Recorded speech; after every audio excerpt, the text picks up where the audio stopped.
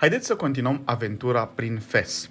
În episodul trecut am fost la tăbăcăria Shuara, pe care o vedem în partea din dreapta, iar astăzi vreau să ne plimbăm un pic prin Medina și să ajungem la Madrasa Al-Atarin. Medina din Fes, care este evident situată în centrul orașului, este cea mai veche zonă urbană continuu locuită din lume și are o istorie care e mai lungă de 1200 de ani. Este ceva absolut incredibil. E o adevărată comoară culturală, desigur, ai palate, moschei, niște porți foarte interesante și în principiu te poți pierde foarte ușor. Este cea mai mare medină din Maroc și e foarte, foarte important să mergi cu un Google Maps sau să fii cât de cât atent, pentru că sunt kilometri de străduțe de genul ăsta și te poți pierde foarte ușor, chiar dacă ai câteva indicatoare pe aici, pe acolo. Planul nostru era să ne plimbăm, să explorăm un pic Medina și să ajungem la Madrasa Al-Atarin sau Al-Atarin Madrasa. E unul dintre cele mai impresionante puncte de atracție din Medina, după mine, și este o instituție de învățământ islamic care datează de undeva din secolul XIV, dacă țin eu bine minte.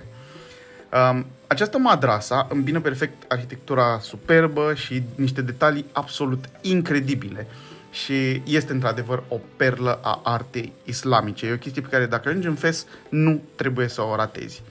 Ce am aflat de la cineva care era la intrare este că numele provine de la un tip de flori de iasomie atar, ceva de genul ăsta, care au dat mai departe numele locului.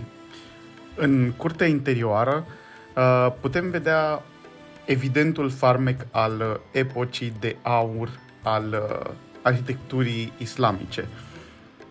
Dacă ne uităm în sus, o să vedem tavanul, care era un mix din lemn și piatră și cu niște detalii absolut, absolut incredibile.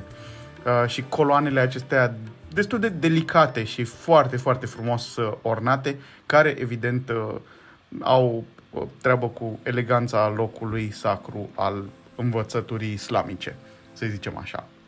Desigur, și interiorul și exteriorul cumva sunt marcate foarte, foarte bine de acest stil de decor islamic extrem, extrem de detaliat și frumos. Și, în principiu, tot ce am văzut prin Maroc, mai ales care a ținut de zona asta culturală, cumva poartă aceleași semne și e o experiență foarte mișto să intri în clădirile de genul ăsta. Și cumva nu am văzut să fie două la fel sau să ne plictisim vreodată vizitând prea multe locuri, pentru că sunt absolut superbe, e ceva genial.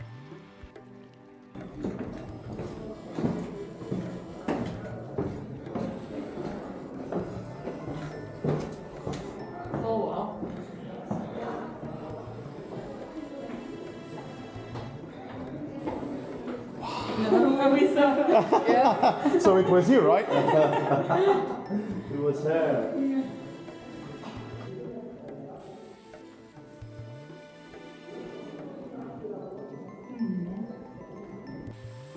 Trebuie menționat că, de asemenea, camerele studenților și ele sunt decorate cu faianțe și cu mozaicuri destul de rafinate. Și cumva e interesant să-ți imaginezi atmosfera în care stăteau și studiau textele religioase și cum toți stăteau în câte o cămăruță de genul ăsta și, mă rog, studiau. Al-Atarin Madrasa nu e cumva doar un muzeu, e încă un loc utilizat și, evident, pe lângă ce avem aici, partea asta de arhitectură, istorie și așa mai departe, madrasa găzduiește în continuare o moschee unde credincioșii pot să vin și să se roage și să mediteze. Și face parte din șarmul locului și e într-adevăr o armonie destul de interesantă între artă și spiritualitatea islamică. E o simbioză pe care am mai văzut-o pe aici, pe acolo și care ne-a plăcut foarte mult. Și asta vedeau studenții de la geamul cămăruțelor. Practic în partea aia e universitatea și puteau să iau gură de aer, bănuiesc. După ce ne-am plimbat pe acolo, am plecat înspre mormintele merinidelor, care sunt o altă atracție pe care data trecută am ratat-o. Și cumva am găsit-o pe hartă și mă gândeam că ar fi interesant să vedem cam ce se întâmplă acolo. Pe scurt, acesta e un complex funerar monumental undeva în partea din nord a orașului Fes și era cumva în drumul nostru spre locul unde urma să mergem mai departe, adică spre orașul albastru Chefchaouen. Așa că era absolut grozav, s-a potrivit perfect. Aceste ruine datează de undeva din secolul XIII și, din păcate, la fel cum am mai spus-o și în alte clipuri, sunt niște chestii destul de neîngrijite, nu există nicio explicație. Noi pur și simplu am văzut pe Google că era în drumul nostru și ne-am gândit că ar fi super frumos să explorăm un pic treaba pe acolo. Și asta e doar Medina veche.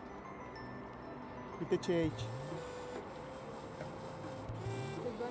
Ce ni s-a părut foarte interesant, la fel ca și în cetatea din Mirleft, am fost aproape singuri. Mai era un grup de fotografi cu o tipă, care evident că au sărit gardul și intraseră prin ruine să facă poze, dar în principiu am avut tot locul doar pentru noi. Care e o chestie faină cumva, să-ți dai seama că te duci pe acolo, nu te deranjează nimeni, nu stai la cozi. Iar asta e o chestie destul de grozavă atunci când călătorești în Maroc. A fost o zi destul de plină până acum. Am consumat deja o baterie de Insta. Aș menționa că a fost o dimineață, având în vedere că e 12. A fost o Da, dimineață plină. Ne-am trezit super devreme și am făcut o grămadă de chestii. În spate se vede Fesul, se vede universitatea și undeva acolo e The Tannery, locul de unde am plecat noi să explorăm. Foarte frumoasă Medina, probabil și cea mai înghesuită pe care am văzut-o. Da, foarte frumos, e impresionant. Numai faptul că tot ce vedeți aici în spate e Medina veche, e orașul vechi, Dar se pare incredibil. Fortificațiile care sunt aici. Și acum suntem sus la The Mirinid Tombs, cred că se numeau. Morminte, da. Da, aici erau, colocvial spus, îngropați bogații, ceva liderii locali. Dar bine, asta s-a extins cumva în spate și na, e o zonă destul de interesantă, plus panorama orașului, care este ceva incredibil. Este. Și asta era cumva al treilea punct de atracție pe care voiam să-l vedem în Fes azi. Care a fost al doilea? Universitate. Universitate, da. Primul The Tanneries, 2 universitate și 3 asta. Da, am stat foarte mult în The Tanneries, am stat aproape 2 ore. Da, dar a fost unul dintre cele mai frumoase lucruri pe care le-am făcut. Pentru mine la același nivel cu tunele din Merzuga sau ceva. După ce ne-am învârtit pe la ruine și pe la morminte, desigur, ne-am împachetat lucrurile pentru a pleca mai departe. Nu-mi vine să cred că suntem pe drum de mai bine de 2 luni, 2 luni jumate, cred, și următoarea oprire va fi în Chefchaouen. Mergem în nord, practic, mergem să traversăm într-un final în Spania, iar în Chefchaouen, care este orașul albastru, o să dăm poate una din cele mai faine ture de e-bike, dacă toate merg cum sper eu. Și e un oraș care mi-a plăcut de fiecare dată când l-am văzut. Are un charm aparte, este foarte multă zonă pietonală, e un oraș în munți și abia aștept să vi-l arăt. O să explorăm împreună orășelul pe bicicletă. Sper că v-a plăcut acest episod. Dacă da, nu strică un share sau un like sau un subscribe. Cu ce puteți să faceți cinste, pentru că ajută canalul și, mă rog, ne impulsionează pe noi să facem lucruri mai bune și mai dese. Așa că, eu am fost Radu. Ne vedem în episodul următor. Pe curând!